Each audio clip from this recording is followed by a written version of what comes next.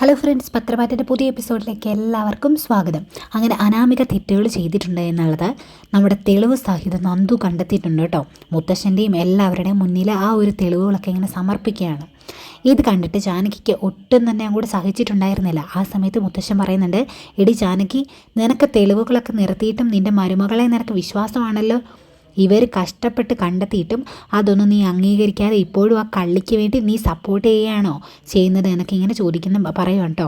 അപ്പോൾ ആ സമയത്ത് ജാനകി പറയുന്നുണ്ട്, അത് പിന്നെ അച്ഛ, എനിക്കൊട്ടും തന്നെ വിശ്വസിക്കാൻ പറ്റുന്നില്ല. കാരണം അത്രയ്ക്ക് ഇവൾ എന്നെ സ്നേഹിച്ച് വിശ്വസിപ്പിച്ച് കൂടെ നടന്നിട്ടുള്ളതാണ്. അപ്പോൾ പെട്ടെന്ന് ഒരു നാൾ നന്ദു ഇത് കണ്ടെത്തി കൊണ്ടുവരിക എന്ന് പറയുമ്പോൾ ആർക്കായാലും അംഗീകരിക്കാനൊന്നും അത് പറ്റില്ല എന്നിങ്ങനെ പറഞ്ഞ ഒരു ബുദ്ധിമുട്ടാണല്ലോ. കാരണം അത് പ്രത്യേക അനിയെ ഈ നന്ദു സ്നേഹിക്കുന്ന സ്ഥിതിക്ക് അവൾ ഇനി അനാമികയെ പുറത്താക്കാൻ വേണ്ടിയിട്ട് എന്തെങ്കിലും ചെയ്ത് മനഃപൂർവ്വം തെളിവുകൾ ഉണ്ടാക്കിക്കൊണ്ട് വരികയാണോ എന്നുള്ള സംശയം ആർക്കായാലും തോന്നിയില്ലേ ചെയ്യുക. അതുപോലെ ഒരു സംശയമാണ് എൻ്റെ ഉള്ളിലും തോന്നിയത്. അതുകൊണ്ടാണ് ഞാൻ അനാമികയെ സപ്പോർട്ട് ചെയ്തത് എന്നൊക്കെ ഇങ്ങനെ പറയുവാണ്.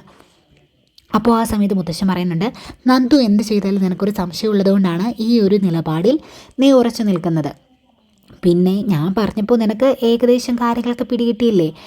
ഏതായാലും നടന്നതൊക്കെ സത്യം തന്നെയാണ്. നീ വിശ്വസിച്ചിരുന്ന നിൻ്റെ ഈ മരുമകൾ നിന്നെയും നിൻ്റെ മകനെയും ചതിക്കുകയായിരുന്നു. ഈ അനന്തപുരിയിലേക്ക് അവർ കയറി വന്നിരിക്കുന്നത് സ്വത്തുക്കൾ ആഗ്രഹിച്ച് മാത്രമാണ്. അതിനുവേണ്ടിയാണ് അനിയെ സ്നേഹിക്കുന്നു എന്നുള്ള രീതിയിൽ പ്രണയം നടിച്ച് ഇങ്ങോട്ട് കല്യാണം കഴിച്ച് വന്നത്. ഇവർക്കിപ്പോൾ അനിയെ പിരിഞ്ഞാലും പ്രശ്നമൊന്നുമില്ല എന്നുള്ള രീതിയിലാണ്. കാരണം ഇവർക്കിപ്പോൾ നഷ്ടപരിഹാരമായിട്ട് വലിയ തുക കിട്ടിയാൽ ഇവർ അടങ്ങി ഒതുങ്ങി പൊക്കോളും. അത് 100% ഉറപ്പാണ്. അതാണ് ഇപ്പോൾ നന്ദു അന്വേഷിച്ചപ്പോൾ കണ്ടെത്താൻ കഴിഞ്ഞ മെയിനായിട്ടുള്ള ഒരു കാര്യം എന്നൊക്കെ ഇങ്ങനെ പറയുന്നുണ്ട് കേട്ടോ. ഇത് കേട്ടിട്ട് ജാനകിക്കാണെങ്കിൽ ആകെ ഞെട്ടിത്തെറിച്ചിങ്ങനെ നിൽക്കുകയാണ്. ഇത് എവർക്ക് നഷ്ടപരിഹാരം കിട്ടണമെന്നോ അത് കോടികൾ കിട്ടണമെന്നോ ഞാൻ എന്തായി കേൾക്കുന്നത് എന്നൊന്നും എനിക്കൊന്നും വിശ്വസിക്കാൻ പറ്റുന്നില്ല എന്നൊക്കെ ഇങ്ങനെ ജാനകി പറയുന്ന സമയത്ത്, നീ വിശ്വസിച്ചേ പറ്റുള്ളൂ. നീ ഇത്രയും കാലം മറ്റുള്ളവരെയൊക്കെ നയനെ നല്ല മരുമകളൊക്കെ ആയിട്ട് കുറ്റപ്പെടുത്തിയിട്ട് നീ ഇങ്ങനെയുള്ള ഈ ദുഷിച്ച മരുമകളെ സപ്പോർട്ട് ചെയ്ത് നടക്കുകയില്ലായിരുന്നോ? ആര് പറഞ്ഞപ്പോൾ നീ വിശ്വസിച്ചിരുന്നില്ലായല്ലോ. ഇത് നിനക്കൊക്കെ കിട്ടുന്ന ഒരു ശിക്ഷ തന്നെയാണ്. ആദ്യം നല്ല ആളുകളെ മനസ്സിലാക്കാനായിട്ട് നമ്മൾ പഠിക്കണം എന്നൊക്കെ ഇങ്ങനെ പറഞ്ഞു കൊടുക്കുകയാണ് കേട്ടോ. ആ സമയത്ത് ജാനകിക്ക് അങ്ങ് ദേഷ്യം വരുന്നുണ്ട്.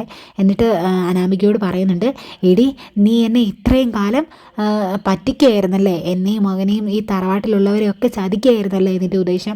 സ്വത്തുക്കൾ മാത്രമാണല്ലേ? അതുകൊണ്ടാണല്ലേ നീ അനിയെ സ്നേഹിക്കാതെ നീ അനിയെ കുറ്റപ്പെടുത്തി അനി സ്നേഹിക്കുന്നില്ല എന്നൊക്കെ ഇങ്ങനെ പറഞ്ഞ് നടന്നതല്ലേ? ഇപ്പോഴാണ് എനിക്ക് ഇതൊക്കെ മനസ്സിലായത് നന്ദു എന്ന് പറഞ്ഞപ്പോഴും ഞാൻ വിശ്വസിച്ചിരുന്നില്ല. അച്ഛൻ പറഞ്ഞപ്പോഴാണ് എനിക്ക് വിശ്വാസമായത്. നന്ദു പറഞ്ഞപ്പോൾ നന്ദുവിനെ ഇങ്ങോട്ട് കയറി പറ്റാനുള്ള അനിയുടെ ജീവിതത്തിലേക്ക് കയറി വരാനുള്ള ശ്രമമാണെന്നാണ് ഞാൻ കരുതിയിരുന്നത്. പക്ഷേ ഇപ്പോൾ എനിക്ക് എല്ലാം ബോധ്യമായി. എനിക്കിനി നീ എന്നെ മുന്നിൽ കണ്ടുപോകരുത്. എൻ്റെ ഭാര്യയാണെന്നുള്ള അവൻ്റെ ജീവിതത്തിൽ നിന്ന് നിനക്കൊരു സ്ഥാനവും ഇല്ല എന്നൊക്കെ ഇങ്ങനെ പറയുന്നുണ്ട് കേട്ടോ. അപ്പോൾ ആ സമയത്ത് അനാമിക പറയുന്നുണ്ട്, അല്ലെങ്കിൽ നിങ്ങളുടെ മകൻ്റെ ജീവിതത്തിൽ കടിച്ചു തൂങ്ങി പിടിച്ച് നൽകാനൊന്നും എനിക്ക് ആഗ്രഹമില്ല. എനിക്ക് കിട്ടേണ്ടത് കിട്ടണം. എന്നെ ഒഴിവാക്കാനാണെങ്കിൽ എനിക്ക് നഷ്ടപരിഹാരമായിട്ട് വലിയൊരു തുക കിട്ടണം. അത് എൻ്റെ അവകാശം കൂടിയാണ് എന്നൊക്കെ പറയുന്നുണ്ട്. അപ്പോൾ ആ സമയത്ത് മുത്തശ്ശൻ പറയുന്നുണ്ട്, നിനക്കൊക്കെ ഒരു ചുക്കും തരത്തില്ല. നിന്നെ എങ്ങനെ കൈകാര്യം ചെയ്യണം എന്നുള്ളത് ഞങ്ങൾക്കറിയാം. നീ മറ്റുള്ളവരെ ജീവിതം കണ്ടിട്ട് അവരെയൊക്കെ ഇങ്ങനെ കള്ളങ്ങളും ഒക്കെ ഇങ്ങനെ കണ്ടിട്ട് ചെയ്യുന്നതൊക്കെ കണ്ടിട്ടായിരിക്കും നിൻ്റെ അച്ഛനൊക്കെ നിന്നെ വളർത്തിക്കൊണ്ട് വന്നിട്ടുണ്ടാവുക. പക്ഷേ ഇവിടെ നിനക്ക് തെറ്റുപറ്റി. ഒരു കാര്യവും ഒരു സാധനവും നിനക്ക് നഷ്ടപരിഹാരമായിട്ട് തരില്ല. അതൊക്കെ കൈകാര്യം ചെയ്തത് എങ്ങനെയാണെന്ന് എന്നുള്ളത് ഞങ്ങൾക്കറിയാം എന്നൊക്കെ ഇങ്ങനെ പറയാണ്. അങ്ങനെ മുത്തശ്ശൻ നന്ദുവിനോട് പറയുന്നുണ്ട്, നന്ദു അവളെ അറസ്റ്റ് ചെയ്ത് കൊണ്ടുപോകണം. ഇനി ഒരു പരിഗണനയും കൊടുക്കണ്ട. നന്ദുവിൻ്റെ ഭാര്യയാണ് അനിയുടെ ഭാര്യയാണ് എന്നുള്ളതോ അനന്തപുരിയിലെ മരുമകളാണെന്നുള്ളതോ ഒരു പരിഗണനയും കൊടുക്കണ്ട എന്നൊക്കെ ഇങ്ങനെ പറയുന്നുണ്ട്.